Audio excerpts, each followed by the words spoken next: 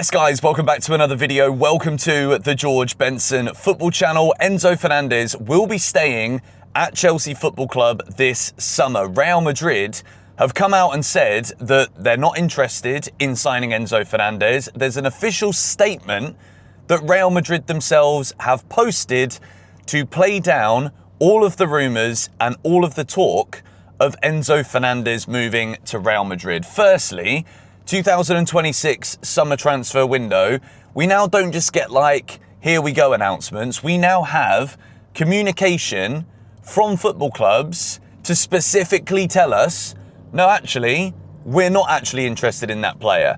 Now, I guess when we're talking about like 9-figure footballing deals, it could be quite important for Real Madrid that they actually do make what they want to do quite clear. If they're not going for Enzo Fernandez, and Enzo's agent, Javier Pastore, we're going to talk about him a little bit here. Enzo Cucurella, another one of their new signings. Like, there's so many people talking about Enzo Fernandez to Chelsea, but what about Real Madrid? Do Real Madrid actually want to buy him? If you're wondering where I am right now, by the way, I'm outside a barber shop, which I actually do need a haircut, but I've literally just pulled in here because I need to film this Chelsea news video for you lot. But I'm in Houston today for one day. And then tomorrow or tonight, we fly to Mexico City for the England game. Mega stuff happening on Project 90, link down below. But Enzo Fernandez to Real Madrid, this is off because Real Madrid have called it themselves. What does this mean? Because we know at the end of last season, Enzo Fernandez was one of the players that was still trying for Chelsea in a season where everybody kind of just threw their tools down at the end of the season. We were poor, we weren't playing well. Enzo Fernandez was one of the men who stayed up, who kept trying, who kept giving absolutely everything for the shirt. And then at the end of the season, it did seem very much like Enzo Fernandez was going to go. There were early rumours to Real Madrid. There were rumours also to Manchester City. When the noise about Maresca going to City started to get a little bit more, Maresca, after Enzo, that didn't play out. They got Elliot Anderson instead. So for Chelsea, when you want £120 million for a player, there's probably 2 or 3 clubs that you could even consider would actually have the capabilities to spend that amount of money. Real Madrid, PSG, Man City. Man City go for Elliot Anderson. They're not going for Enzo Fernandez. PSG, well, they'd probably only go for Enzo if they lost one of Vitinha or Neves. That might have been the Real Madrid signing. None of that materialised. None of that happened. So Enzo Fernandez was left, seemingly, with Real Madrid as the team that could afford him. It also kind of aligns with where we all thought Enzo Fernandez would have preferred to go. Now, his agent here, we've got to talk about his agent, Javier Pastore, because in classic footballer agent fashion, he has been chiming up and chirping in with countless little interviews here and interviews there, and my client this, my client that. And lo and behold, the noise has got so loud that Real Madrid have actually had to turn around and be like, you know what? We don't even want him. So you lot can keep talking and saying all you like. Marc Cucurella came out in an interview the other day saying, oh, he hopes that Enzo Fernandez gets the move. Or not exactly those correct words, but words to that effect. So now that Real Madrid have come out and said that Enzo isn't on their radar, does this mean that he's 100% staying at Chelsea? No. This is a very long transfer window. We've got until the end of August. Real Madrid, Jose Mourinho is in there. If they don't get their other targets and Mourinho looks at pre-season and thinks, you know what? I think I need something else. I think I need a player like Enzo Fernandez. Real Madrid will go back in for him. So now the shoe is very much here on Chelsea's foot, because we're in a position where Enzo Fernandez might want to go, but we are quite within our rights to command that really high fee. So we're left with 2 situations here. You either pay Enzo Fernandez what he thinks he wants and what he's worth at Chelsea. And if you do that, maybe you can put in a release clause in there, make it 150 million. Maybe then Chelsea are in a better bargaining position for the future. But the only way that Enzo Fernandez is going to sign a new deal at Chelsea Football Club is if we can guarantee him that we're going to at least be competing for the Premier League title. Now, this is the conversation. Because if you're Enzo Fernandez, you're probably looking at your agent and thinking, why have you gone out there and done this? Now to the point where Real Madrid in June, or it's July now, it's the 4th of July, 3rd of July, my dates are all over the place right now. I forget what day of the week it is with this World Cup going on. But we're in early July, and Enzo Fernandez has already been ruled out by Real Madrid, which was the dream move that he wanted his agent, Javier Pastore, to go and get for him this summer. So they've already come out and said no, because of all the noise, and because it's a massive big money deal. But I don't think this is over.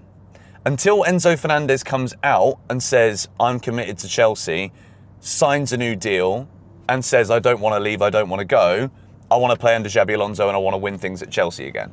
Until we hear that, this story will keep going on.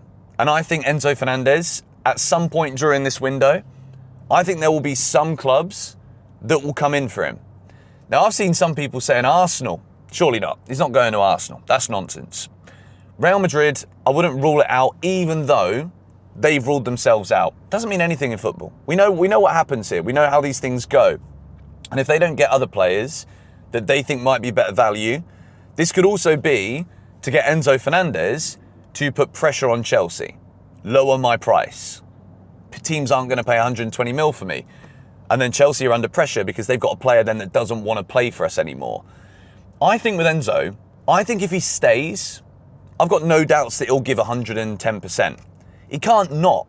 Because if you do end up wanting to go to Real Madrid in the future, you're not going to get signed by Real Madrid if you put in a half-hour season from the team that's paying you. And in this case, that could well be Chelsea. But at the moment, Real Madrid are not going in for Enzo Fernandez. I'm sorry we've not got the screenshots and everything on the video today. It's kind of difficult when I'm on the run right now. On the run. No, that sounds wrong. I'm on the move, not on the run. I'm so tired. I need to sleep more. Anyway, let's move now into the next. Trevor Chalobah's agent is in Milan. Talks underway with Inter over personal terms. Como have been in the race for weeks, but Inter are on it as well. As revealed in June, Chalobah wants to play in Italy. I think Trevor Chalobah will do a fantastic job in Italy. I think whether it's Como, whether it's Inter Milan or any other team that comes in for him at this point, imagine there could be a world where AC Milan go in for Trev and it's a Tomori and Trevor Chalobah centre-back partnership for AC Milan. Imagine. Crazy stuff. But Trev, I've said this about a week ago now. I think Trev is very hard done by. I don't necessarily think Trev should be sold on a footballing level before Wesley Fofana, before Badiashile, before Tosin. Trev's a better defender than all of those aforementioned players. He really is. Now, in terms of why Chelsea are doing this, you know why. Pure profit. He's an academy player. We didn't spend any money on him. So if we can get that 30 million that we're asking for, pure profit on the books. And we need that this summer. We're currently looking at a couple of other deals for Pep Chavaria from Rayo Vallecano. Palestra is a Chelsea player. His first interview. I don't know what it is about this kid, but I do think he seems like a decent player. He looks very good from what I've seen of him. And again, we're only a couple of weeks away now from Chelsea's pre-season. At the end of July, we're going to be going to Southeast Asia, Australia.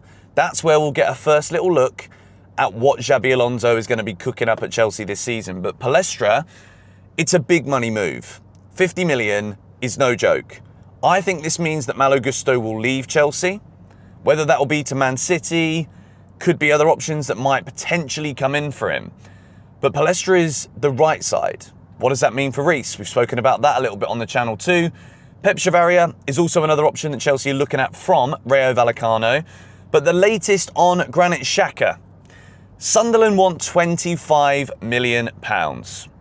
Now, obviously, I've made it pretty clear what I think of Chelsea's ownership. I've said Blueco out since the start of this year. As soon as Enzo Maresca left, I've said Blueco aren't doing a good enough job at Chelsea Football Club, and I'd rather they left the football club. Now, obviously, they've hired Xabi Alonso. I've praised that. I've given credit where credit is due. That's a brilliant appointment. Well done. Palestra, serious-looking player. That is a sign of intent again. Granit Xhaka is a man that Xabi Alonso wants. However, It doesn't matter what you think of Blueco, £25 million for a 33-year-old who turns 34 in 2 months' time is a joke. Sunderland are within their rights to ask for a big fee because he's their captain, he's their best player. They finished in the top half of the Premier League. They don't want to be selling their best players just because Chelsea need a bit of experience in the midfield. So Sunderland are within their rights to ask for stupid money. Xabi Alonso desperately wants him. But I don't think 25 million, based on, we can't avoid reality, right? We know that we're in a financial trouble. We're in a bit of a pickle in terms of how much we can spend, where that money can go, what needs to happen in order for us to spend. Spending 25 mil on a 33-year-old, I know you can say, Benson, you can't say that. You've been crying out for experience. No, but you have to remain slightly rational. You have to remain logical. He's nearly 34 years old. 25 million. Chelsea's £8 million bid, I think that's taking the piss out of Sunderland. 15 mil, that would be right. And if Xabi Alonso wants him, if Enzo Fernandez is staying, I think just even then, if Enzo Fernandez is staying, will that affect Chelsea's pursuit of Granit Xhaka? I think Xhaka's going to stay at Sunderland. I think this is too difficult of a deal for Chelsea to budge on what we've been doing. 25 million is a lot. And that's coming from me, someone who's wanted experience, someone who wants players with Premier League experience. I'd love us to sign Granit Xhaka. But 25 million quid for a 33-year-old? I'm not sure. And again, is Granit Xhaka the difference between Chelsea playing no European football and then European football? There's a lot more things that need to happen in this squad, in my opinion. But 25 mil? Let me know your thoughts on all of this in the comments down below. Shorter video again. I'm trying to get videos out at the moment. If you've watched the Project 90 videos, we've been traveling all over the US into Mexico. I'm flying to Mexico today. So the vlogs have been taking up a lot of my time. So I apologize that I've not been uploading every single day. I've not really had a setup. So I've kind of just been making do when I can. But thank you guys for watching. Please do subscribe to GBFC and Project 90, linked in the description. And I'll catch you guys later. Come on, you Blues.